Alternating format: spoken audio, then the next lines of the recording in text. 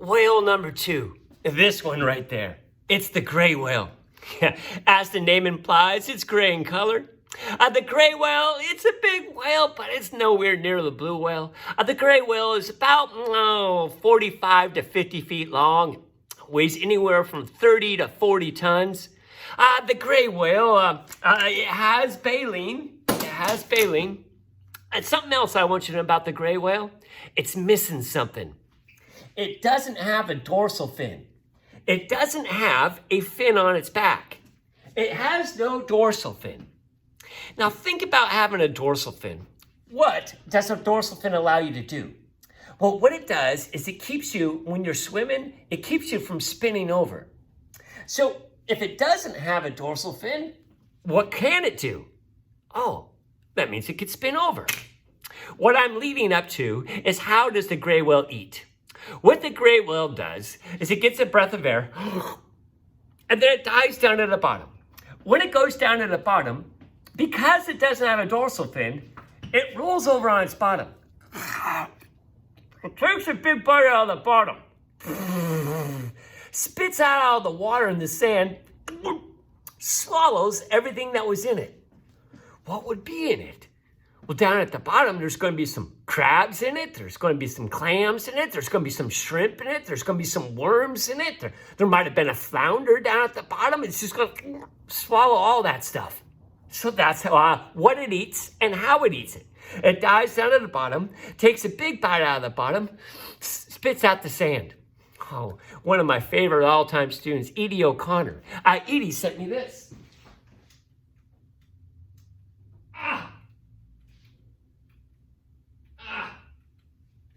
I thought it was here. I guess it's not there. What she has is she has a place up on Camano Island. And in Camano Island, gray whales commonly go around there. In fact, I heard there was one up there last week. And when the tide goes out, way out, like on a spring tide, you can see all these divots in the sand. And that's where the gray whales went up there and ate. Sorry, I thought I had that picture. I guess I didn't. Got it. We're talking about the gray whales. Now, the next thing I want you to write down is they had the longest migration of any mammal. See, what the gray whales do is they go all the way up to Alaska in the summer. But in the summer, it gets cold. They're mammals. They're warm-blooded. They don't want to live up there. So what they do is they swim all the way down to Baja, Mexico. And down in Baja, Mexico, that's where they have their babies, or they make their babies. Then what they do is they swim back up. Right now, what they're doing is they're swimming back up. Right now, a lot of them are coming into the Puget Sound. Just a little respite. More on this in a minute. Then they go all the way up to Alaska, stay up there for a couple months and swim back. I want to talk about the babies. The babies. Now, the babies, they're not as big as the blue whale baby. About 15 feet long, about 1,500 pounds. It comes up and it drinks milk off of mom, and that's what I want to talk about. The milk off of mom. Oh, I'm just starting to drool. You know, what percent of cow milk do you drink? Are you a non-fat milk drinker? Are you a 1% milk drinker? Are you a 2%er? Or do you like the whole milk? See, 1% milk has 1% fat in it. 2% has 2%. Whole milk is milk that just came from the cow. How fatty is that? It's 3.7% fat. And when you drink it, you just feel like it's really thick. Oh, and fat is the best tasting stuff in the world, so it tastes so good. What about ice cream? Ice cream tastes good. That means it's got to have a lot of fat in it. Ice cream has 10% fat. Why am I talking about that? Why am I drooling so much? Because the gray whale. What percent of fat is the fat from the gray whale milk? 53% joy. Oh, 53% fat. Could you imagine drinking that? It's my retirement plan. What I'm trying to do is come up with an idea. How can I capture some gray whales and keep them out there? You know, have a gray whale farm. And every morning I'd jump in the water, I'd milk me a gray whale. And then I got gray whale milk. Oh, could you imagine the linguine that'd make? Oh, you get your linguine, put a little squirt of gray whale milk in it. Oh, now you're talking about something good. Gray whale butter? Gah, I'm getting off task. Focus. Oh, what's up with that? Grab my tissue. See, every year, there's anywhere from 10 to 15 gray whales that die here in the Puget Sound. I'm really hoping one dies here in the next week or two. If one dies here in the next week or two and I hear about it, I'm going there. I'm going to make the next video about a dread gray whale. I will. I'll go you. I'll show you this baleen. Like I said, I'll look into its blowhole. It's going to happen here. I'm watching it. I'm looking for it. It's going to happen. It's on my bucket list. But why do they die in the Puget Sound? Two possible answers. One, they spent the summer in Alaska. Then they swam all the way down to Baja. They spent a long time in Baja. There's not much food in Baja. And now they're swimming back. It's 14,000 miles long. And then they come into the Puget Sound, and a lot of them that die are really, really skinny. So are they dying just because they didn't eat enough the previous summer? So they don't have enough fat reserves and they just ran out of energy? And is that why they died? That's one possible answer. Another possible answer. You're right. They eat by going to the bottom and taking a bite out of the bottom. Would you eat a bite of the bottom of the Puget Sound?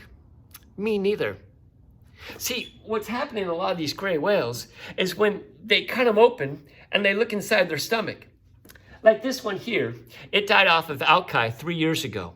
And when they looked inside its stomach, what did they find? They found plastic bags, latex gloves, a golf ball, all those things. Is that what caused it to die? They can't prove it, but I got a suspicion. Two possible answers about why they're dying here in the Puget Sound. Either they ran out of energy on their way up to Alaska, or they're eating the pollutants that are here in the Puget Sound. Hey, gray whale. I gotta show you a gray whale.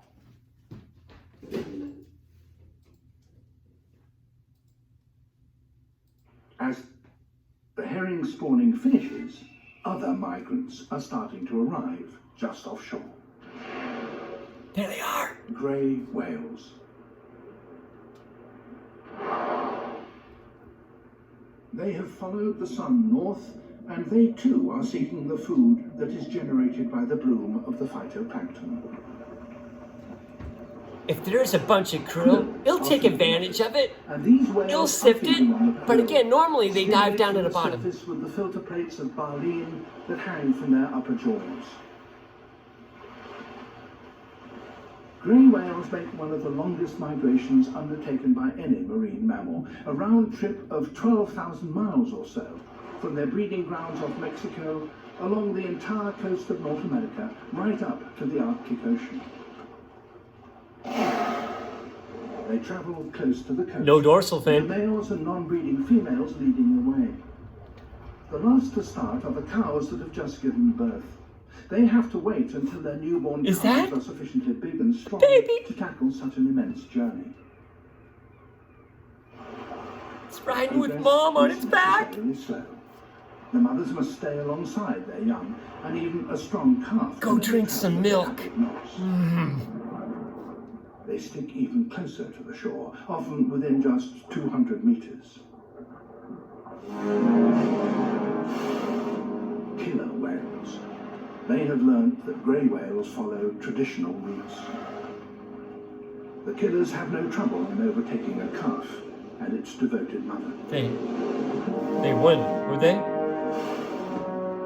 Normally, they continually call to one another, but now they have fallen silent. The mother grey whale and her calf have no idea that they've been targeted.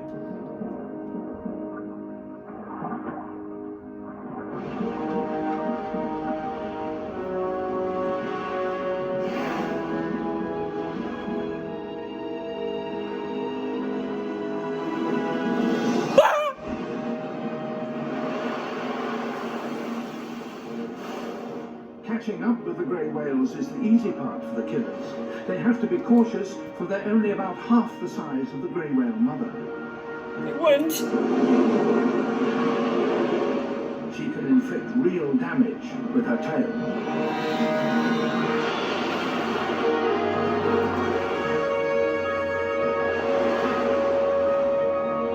But the killers are not after her. They're after her calf. As long No. as her mother can keep it on the move, it will be safe, and she does her best to hurry it along. At first, the killers avoid getting too close to the mother, but just keep pace alongside. They know that the calf, going at this speed, will eventually tire. Don't. Don't.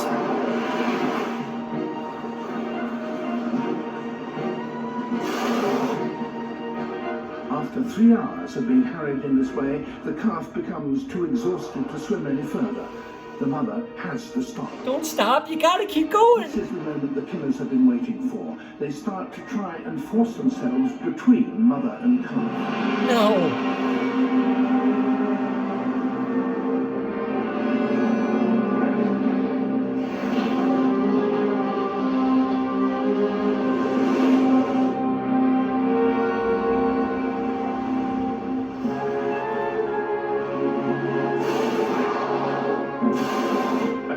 Separated from its mother will not be able to defend itself.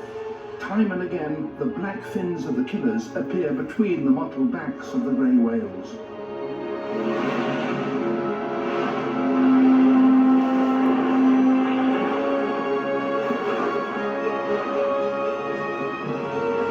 At last, the killers succeed. And now that they've got the calf on its own, they change their tactics. They leap right onto the calf and try to push it under.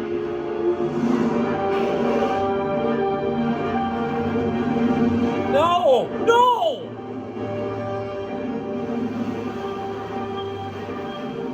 They're trying to drown it. Would somebody help?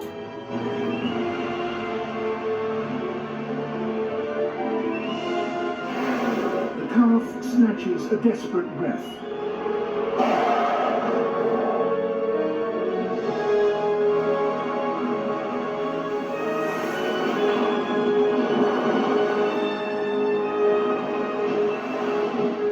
The mother becomes increasingly agitated. Frantically, she tries to push her calf back to the surface so that it can breathe.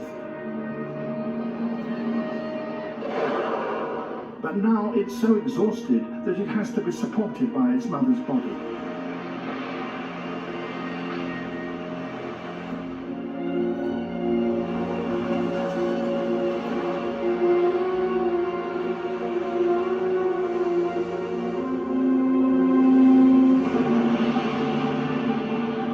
The killers won't give up. Like a pack of wolves, they take turns in harassing the whales.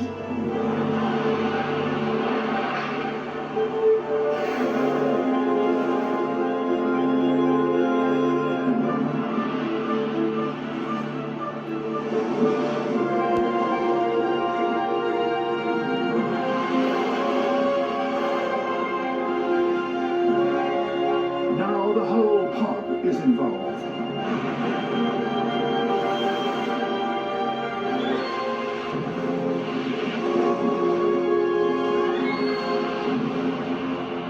One of them takes a bite. Ah!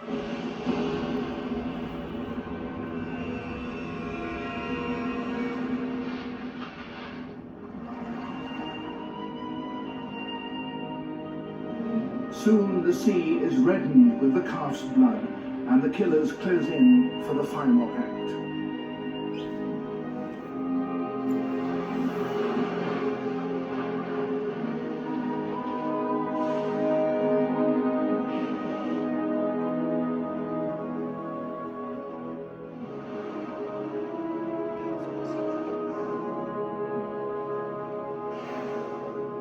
The calf is dead.